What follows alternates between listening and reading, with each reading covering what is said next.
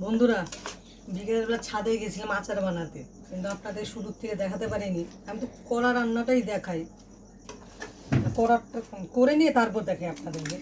তো ছাদে আমার একটা কয়লার উনুন আছে। আমরা তো কাঠে মাঠে রান্না করি না, কিন্তু আমি শখে করি ওটুকুনি। তাই পাশের বাড়িতে দুখানা চালতে দিয়ে গেছিলো, ওদের গাছ কেটে ফেলেছে।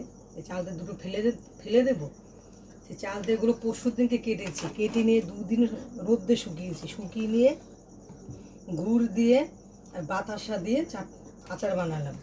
ঘরে ধরুন অনেকগুলো ওই ঠাকুরগুলোকে বাতাসা থাকে, অনেক কিছু থাকে, ঠাকুরকে পুজো দিয়ে ওগুলো জমিয়ে, আর শীতের ছিল গুড়, দুটো মিক্স করে এই যে চালদের আচার বানালাম।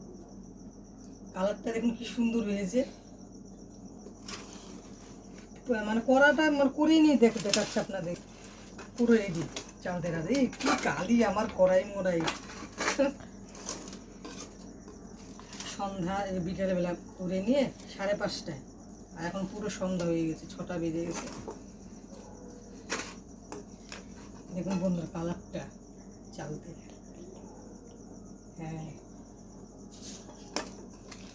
বন্ধুর আচারের কালারটা কেমন হয়েছে যদি ভালো লাগে লাইক কমেন্ট করে জানাবেন।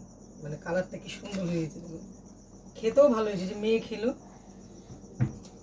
মেয়ে খেয়ে বললো মা ভালো হয়েছে, কিন্তু একটু ঝাল হয়ে গেছে বেশি। ঝাল না হলে একটু ভালোও লাগে না আচার। ফেলে দেবো পাশের বাড়ি চালতে বলুন, এই জন্য একটু আচার করে ফেললাম। করি আমি আচার করি, তারপরে আম তেল দিই, আবার মাঝে আবার কুল নিয়ে এসে কুলের আচার করবো সব। হ্যাঁ, যখন আবার পরে সামনে কুল আসছে, দেশি কুল নিয়ে এসে একদিনকে দেশি কুলের আচার করে আবার দেখাবো। ওটা শুরুর থেকে দেখাবো, এটা তো মানে করে নিয়ে এসে দেখালাম। মানে ছাদ থেকে দেখুন বন্ধুরা, কড়াইটা আমার কি কালো। সত্যি কথা বলতে আমরা কাঠে রান্না করি না বন্ধুরা, মিথ্যা কথা বলে লাভ নেই।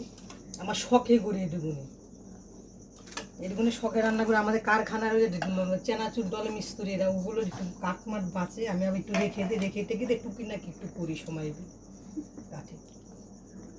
টাটা বন্ধুরা, সন্ধ্যাবেলা ভালো থাকবেন সবাই।